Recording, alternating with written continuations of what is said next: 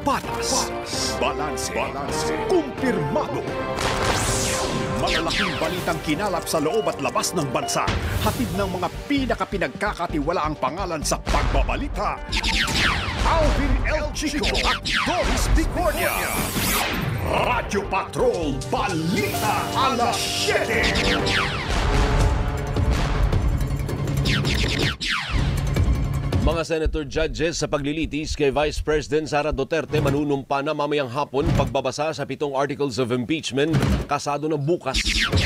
Mahigit 70,000 dayuhang dating empleyado ng Pogo nananatili pa rin sa Pilipinas. Koneksyon ng mga ilegal na Pogo sa pang-ESPya ng mga dayuhan, iniimbestigahan na ng NBI. Investigasyon sa war on drugs at illegal na Pogo tinapos na ng Quad Committee ng Kamara. Contempt order laban sa buganteng si Harry Roque binawi na rin ng komite. 10 pang gamot laban sa kanser at iba pang sakit nabigyan ng exemption sa value-added tax.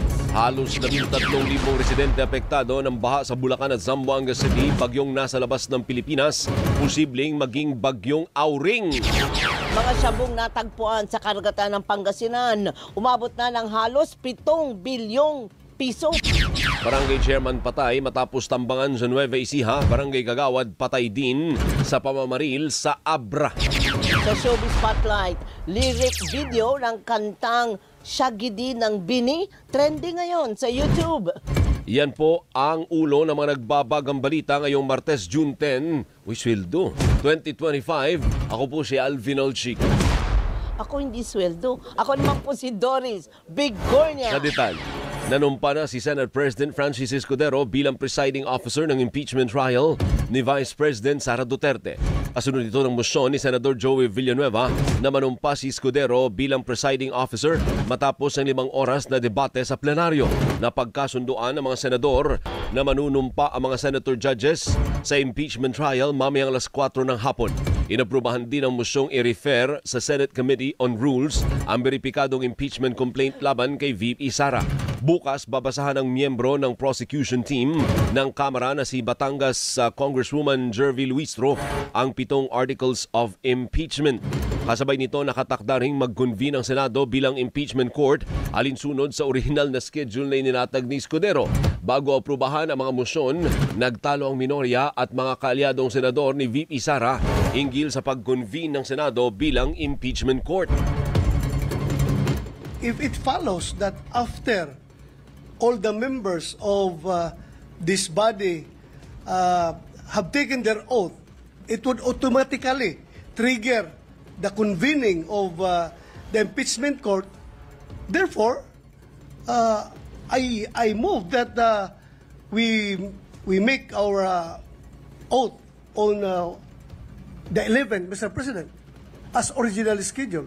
You say that it will trigger, then I will object to your to that motion. Mapagbigay po ang minority. Nakipag-usap po kami sa inyong lahat sa pamamagitan ng ating pamunuan. At pumayag po kami, pumasok po kami dun sa kasunduan na sige, i-refer na muna sa Committee on Rules.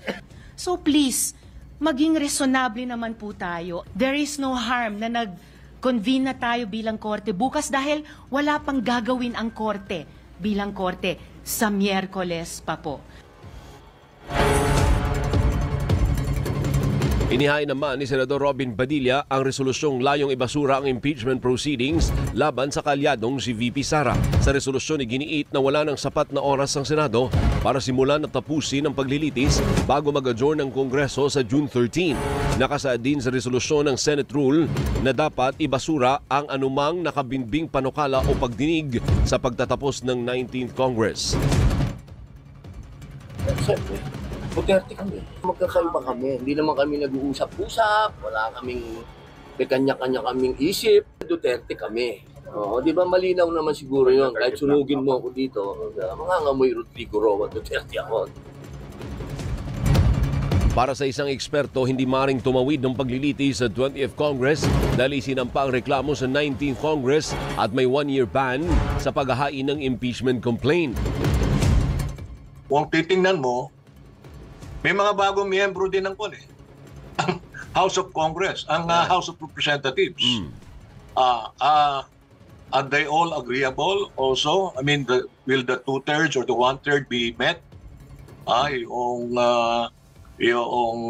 number of bilang ng dapat umayon sa doon sa articles of impeachment na naisampa na. Si dating Justice Undersecretary Ramon Isguera. Pumalag ang liderato ng Senado sa mga patutsada hinggil sa impeachment trial kay Vice President Sara Duterte. Kasunod dito ng pahayag ni Senator-elect Tito Soto na mistulang upuan mo muna ang pagkakaintindi ng Senado sa salitang forthwith. Inakusahan ni Senate President Francis Escudero si Soto na kumakampi sa Kamara at impeachment kay VP Sara sa halip na kampihan ang Senado. Itinanggi rin ni Escudero ang akusasyong ginagamit niya ang impeachment trial para manatiling Senate President sa 20th Congress.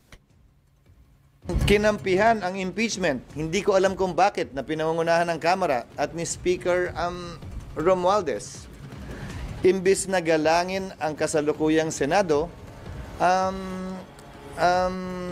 pinili niyang atakihin ang kasalukuyang Senado.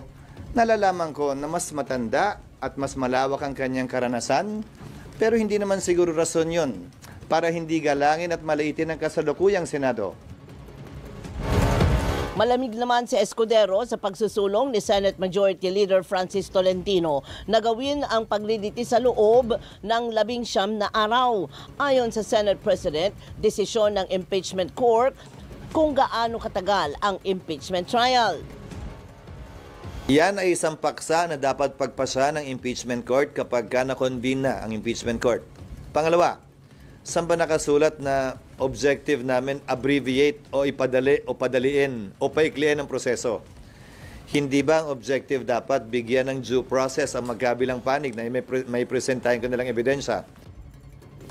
Para sa miyembro ng prosecution team ng Kamara na si One Rider Party List Representative Rog Gutierrez, hindi sapat ang halos 2 araw sa presentasyon ng ebidensya at maaaring tumawid ang impeachment trial sa 20th Congress.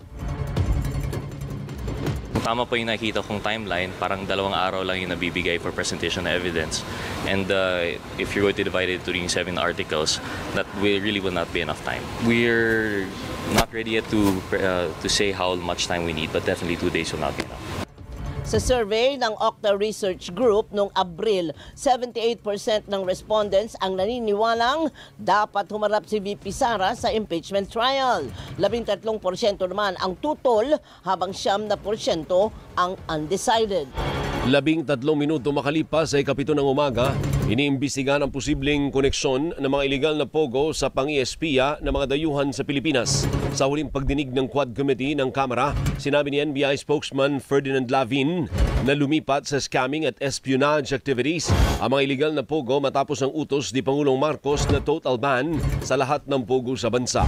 Patuloy ang digital forensic examination sa mga gadgets na nasamsam sa mga pogo para alamin ang posibleng koneksyon sa pang-ESPIA. Nauna nang naaresto ang 8 hinihinalang Chinese spy na sinampahan ng kasong espionage.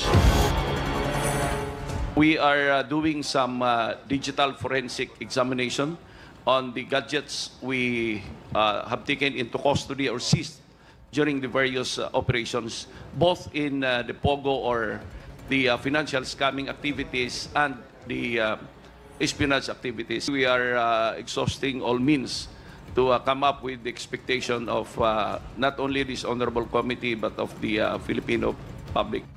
Inamin naman ng PAOK na nananatili pa rin sa Pilipinas sa mahigit 9,000 dayuhang dating empleyado ng POGO. Sinabi ni PAOK Executive Director Undersecretary Gilbert Cruz na pansamantalang sinuspindi ang pag-aresto dahil sa overcrowding o siksikan sa kanilang detention facility sa Pasay City. Sinasabing maraming dayuhan ang hindi agad may pa-deport dahil sa kawalan ng pasaporte. Kaya nananatili sa detention facility kung saan ilan ang tinamaan na ng sakit na TB, tuberculosis, hepatitis B at human immunodeficiency virus o HIV. Tinatayang gumagastos ang PAOK ng 2 milyong piso kada buwan para sa pagkain, gamot at iba pang medical needs ng mga dayuhan. Due to the overcrowding enforcement actions against the estimated 9,000, ito po yung kailangang hulihin